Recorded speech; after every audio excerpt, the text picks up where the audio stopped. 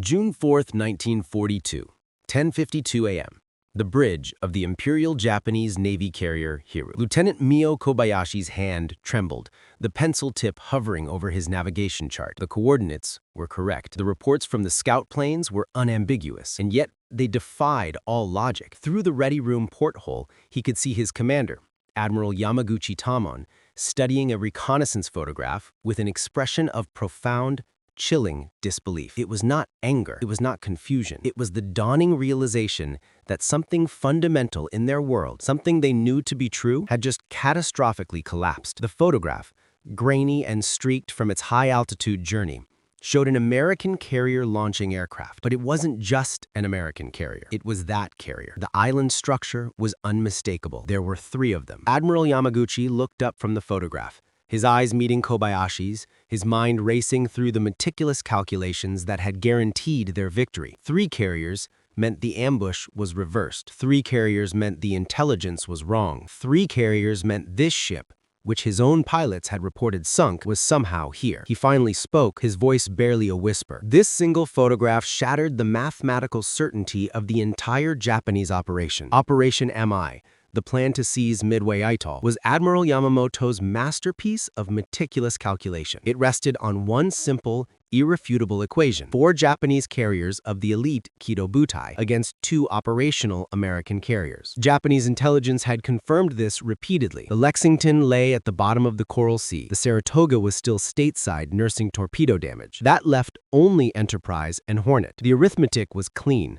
Victory was assured. But the cornerstone of that math, the absolute zero in their equation, was the USS Yorktown. They knew she was crippled at the Coral Sea just 27 days earlier. Admiral Takagi had reported her eliminated. The Naval General Staff had removed her from their order of battle. She was a ghost. Yet here she was. Through the Hero's intercom, Kobayashi could hear the confusion spreading like wildfire. 3 carriers meant 230 American aircraft, not 150. 3 carriers meant the ambush had been reversed. 3 carriers meant everything was wrong. To understand their shock, we must go back 27 days to the Battle of the Coral Sea. May 8, 1942. 10 Type 99 dive bombers from the carriers Shokaku and Zuikaku found the Yorktown emerging from a rain squall. The attack was textbook perfect. Lieutenant Commander Kakuichi Takahashi, leading the strike, watched his pilots plant a 250-kilogram bomb directly into her flight deck near the island. It was a mortal blow. The bomb penetrated 5 full decks before exploding deep within the ship's core, the blast visible from 10,000 feet. Yorktown emerged from the smoke, trailing a 10-meter oil slick, down by the head and listing badly. Fires raged, visible through gaping holes in her side. To the Japanese observers, her speed was reduced to a crawl, perhaps 6 knots. She was dead in the water.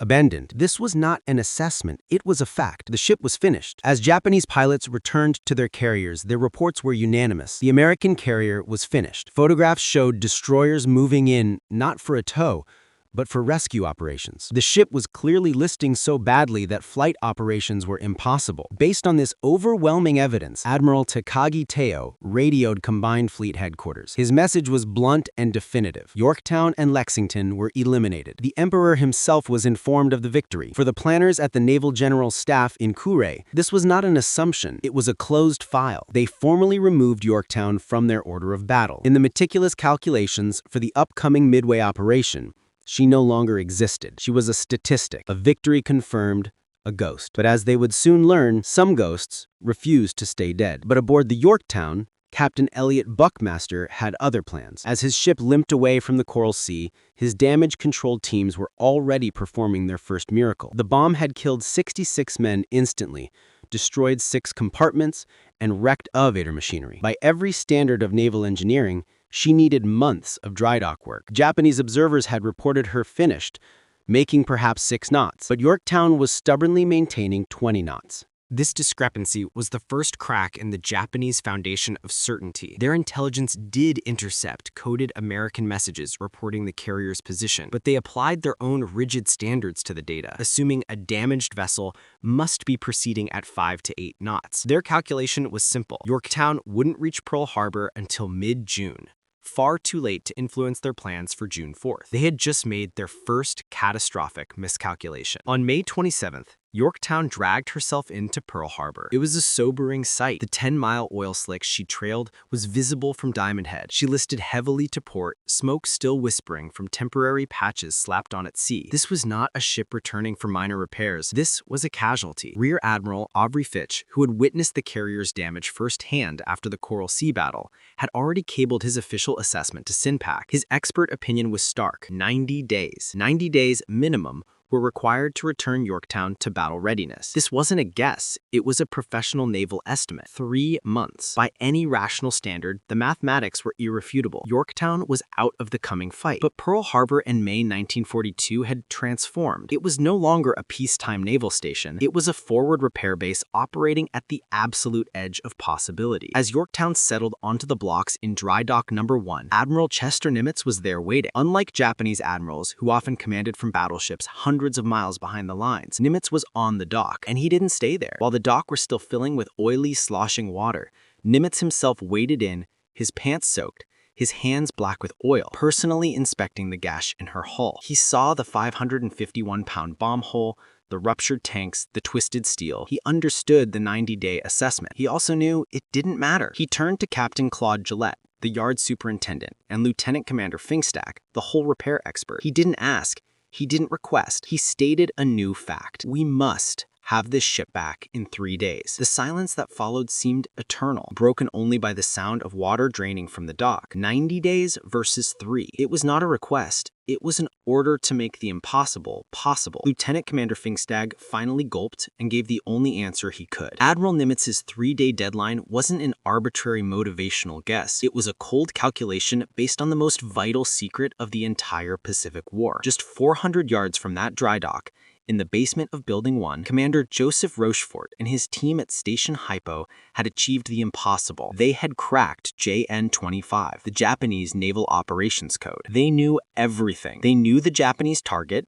codenamed AF, was Midway. They knew the exact date of the attack, June 4th. They knew the precise Japanese order of battle, 4 carriers of the First Air Fleet. But most crucially, they knew what the Japanese believed. Japanese intelligence was operating on the fact that they would face only Enterprise and Hornet. They had officially eliminated Yorktown from their calculations. This intelligence transformed Yorktown's repair from an urgent industrial task into an existential strategic imperative. Without her, Nimitz would face 4-2 odds. With her, the odds became 3-4. Still unfavorable, but possible. The 1,400 workers swarming the ship didn't just have to fix a carrier, they had to deliver a ghost to a battle the enemy thought was already won. Before the dock was fully drained, while water still swirled ankle deep, the marathon began. 1,400 workers swarmed aboard Yorktown. They came from every shop on the base.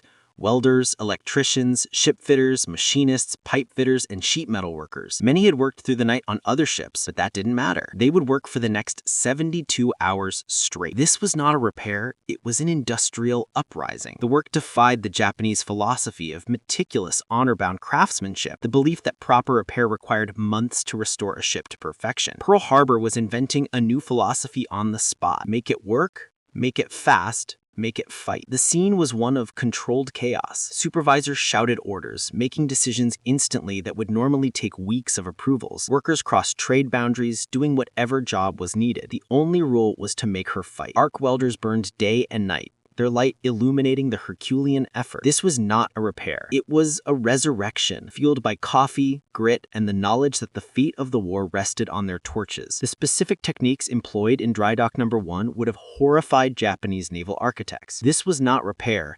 It was brutalist high-speed triage. Consider the bomb damage. The 551-pound bomb had torn a hole through 5 decks. Japanese doctrine was absolute. All damaged steel must be meticulously cut away, new replacement sections fabricated, and each deck rebuilt.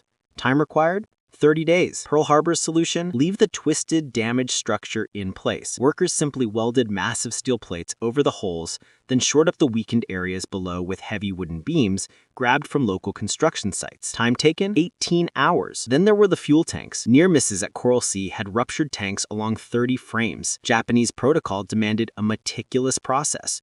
drain, clean, inspect, and individually repair each leak. Time required 2 weeks. The American solution was borderline heretical. Workers pumped out the contaminated fuel, sealed the ruptures with quick-hardening cement, normally used for runway repair, and then welded more plates over the top. Tanks that were too damaged for this quick fix were simply ignored and sealed off completely. Time taken? 11 hours. The hull repairs defied all naval architecture. Ruptured seams weren't replaced, they were literally wedged with wood, covered with steel, and welded solid. An engineer looking at the ugly, lumpy, but functional patch called it exactly what it was: a metal scab. This Herculean effort was paid for in human exhaustion and a total mobilization of the island. The 1,400 men didn't just work, they became part of the ship. They ate while welding, slept in 15-minute shifts propped against cold steel bulkheads, and ran on pure adrenaline. The repair's impact rippled far beyond the shipyard. The continuous arc welding drew so much electricity that it caused rolling blackouts across Oahu. When the yard's demand for power became so great that even local hospitals lost electricity, the civilian population accepted it without a single complaint. They understood what was at stake. This was a societal effort. When the yard needed lumber for shoring up the damaged decks, local construction companies delivered it instantly, without contracts or paperwork. The repair of Yorktown wasn't just a military project.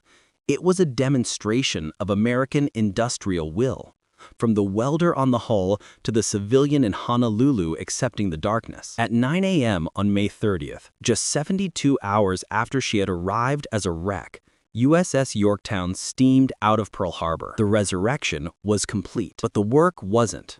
Shipyard workers were still on board as she gathered speed, their welding torches still blazing as they finished last-minute repairs while she cleared the harbor. They would be taken off by boat as she headed for the open sea. Her air group was itself a testament to this new philosophy of improvisation. It was a cobbled-together unit, with Bombing Squadron 3 taken directly from the USS Saratoga, which was still under repair. Her pilots were a mix of survivors and green replacements who had never operated together as a single unit. She was not the ship she had been before Coral Sea. She was something new, a patchwork of steel, wood, and raw determination. Chief Hull Technician Finkstag, who had overseen the metal scab repairs, would later say, "We sent her out looking like a fighter who'd been patched up between rounds. She wasn't pretty, but she could still throw punches." On June 2nd, Yorktown reached Point Luck, the code-named rendezvous, 325 miles northeast of Midway, where she joined Enterprise and Hornet. As she steamed into formation, a wave of disbelief rippled across the other carriers, followed by cheers. The crews of Enterprise and Hornet knew what Yorktown had endured at Coral Sea. They had heard the reports. They expected to see a crippled ship, perhaps limping in as a reserve, if she made it at all. Instead, they saw a fully operational carrier. Commander W.D.E. McCluskey, Enterprise's air group commander, later captured the moment. "We knew Yorktown had been damaged. We expected maybe she'd limp in as a reserve. Instead, she was launching aircraft, running flight operations, looking ready for battle." This Allied amazement was the first true test of the Pearl Harbor repairs. Yorktown's presence wasn't just a morale boost. It was a physical validation of the impossible. The ghost wasn't just real, she was ready to fight. And so, we return to June 4th, 10:22 a.m. The battle is at its chaotic peak. For the last hour, American torpedo squadrons had thrown themselves at the Japanese fleet in what amounted to a series of suicidal charges. First, Torpedo Squadron 8 from Hornet was annihilated. Then Torpedo Squadron 6 from Enterprise was decimated. Finally, Torpedo Squadron 3 from Yorktown itself pressed the attack. These sacrifices, while failing to score a single hit, achieved something tactically decisive. They had dragged the entire Japanese combat air patrol, their umbrella of defending Zeros, down to sea level. At that exact moment, Lieutenant Commander Maxwell Leslie, leading Yorktown's Bombing Squadron 3, arrived high overhead at 14,000 feet. He had gotten lost, then miraculously found the Japanese fleet by following the wake of a lone destroyer. He looked down. What he saw was a naval commander's dream. 4 Japanese carriers, their flight decks packed with fully armed and fueled aircraft, their torpedoes and bombs glistening in the sun, readying for their own strike. And above them, nothing. The skies were empty. The Zeros were all at sea level, far below, feasting on the torpedo planes. This was the moment. The 72 hours of controlled chaos, the runway cement, the wooden beams, the metal scab, it had all led to this single, perfect, undefended minute. Yorktown's ghost was in position, and it was ready to strike. The SPD Dauntless dive bombers began their descent. Leslie, leading Yorktown's squadron, targeted the carrier Soryu. At the exact same moment, Enterprise's bombers, arriving from a different vector, began their dives on the Kaga and Akagi. What followed was the most decisive 6 minutes of the entire Pacific War. Leslie's squadron planted 3 1,000-pound bombs into the Soryu's flight deck, igniting the armed and fueled aircraft. The ship exploded in flames, the fire visible for 50 miles. Simultaneously, Enterprise's planes tore Kaga and Akagi apart. In less than 360 seconds, 3 of the 4 elite Japanese carriers, the victors of Pearl Harbor, were burning wrecks. This was the final, devastating resolution to the paradox from the Hiru's bridge. The ghost ship wasn't just a ghost. The carrier they had eliminated at Coral Sea, the ship that should have been in a dry dock 3,000 miles away, had just personally delivered the death blow that killed the Soryu and doomed the entire Japanese operation. The impossible had become irreversible. Yorktown's story was not over. Her resurrection had a final purpose. 3 Japanese carriers were burning, but one remained, the Hiru, commanded by the tenacious Admiral Yamaguchi. He launched an immediate, desperate counterattack, but his pilots found only one American target, Yorktown. The first wave of dive bombers hit her hard, and for the second time in 27 days, Japanese pilots left Yorktown burning and dead in the water. But this is where the 72-hour miracle paid its final dividend. The ugly, improvised Pearl Harbor repairs held. Chief Engineer John Delaney's damage control teams, now veterans of this exact scenario, performed another impossibility. Within an hour, they had contained the fires, and Yorktown was making 19 knots, refueling fighters. She looked so recovered that when Hiru's second strike, the torpedo bombers, arrived, their pilots were utterly confused. They expected a burning wreck, but found an operational carrier launching planes. They radioed back, convinced they were attacking a different, undamaged American ship. Those torpedoes would ultimately doom Yorktown, forcing her abandonment. But her destiny had now been fulfilled. By absorbing both of Hiru's counterattacks, the ghost ship had acted as a shield, sacrificing itself to protect Enterprise and Hornet. This final act bought them the time they needed to find and kill the Hiru hours later, sealing the greatest naval victory in American history. The 4 carriers lost at Midway were devastating for the Japanese high command, but something far more terrifying had now been revealed. The appearance of Yorktown shattered their fundamental assumption about industrial reality. This was the true victory, a philosophical one. The Imperial Navy operated on a philosophy of perfection, meticulous, honor-bound craftsmanship that required months of work. They believed in spirit over matter. In 72 hours, Pearl Harbor revealed the American philosophy: function. Make it work, make it fast, make it fight. This was a world of adaptation, speed, and controlled chaos. They didn't follow the rules, they followed necessity. They proved that a ship didn't need to be perfect to be victorious, it just needed to fight. This was the core conflict: industrial democracy versus military aristocracy, problem-solving versus rigid thinking. As Admiral Shigeru Fukudome later wrote, Yorktown taught us the war was lost before it began. Any nation that could repair such damage in 3 days could not be defeated by any nation that required 3 months. Years later, the submarine commander who sank Yorktown stood at that same dry dock. He said, "Now I understand. We believed in spirit over matter. Americans believed in matter properly applied." After the war, Admiral Nimitz provided the definitive evaluation. Those 3 days may have been the most important 3 days of the Pacific War. He wasn't just referring to the ship. He was referring to the birth of a new standard. Yorktown's repair revolutionized naval damage control doctrine. Speed over perfection became standard. Function over form became doctrine. The Yorktown Standard emerged. Any ship that floats can be saved. Today, USS Yorktown lies 16,650 feet below the Pacific surface. Discovered in 1998 by Robert Ballard, she rests upright, a silent monument. Even in the crushing darkness, her battle damage is visible. And so are the Pearl Harbor repairs, the welded plates, the patched holes, the metal scab. They are an ugly, functional, and eternal testament to 1,400 workers who in 72 hours prove that in America, impossible was just another word for not yet done.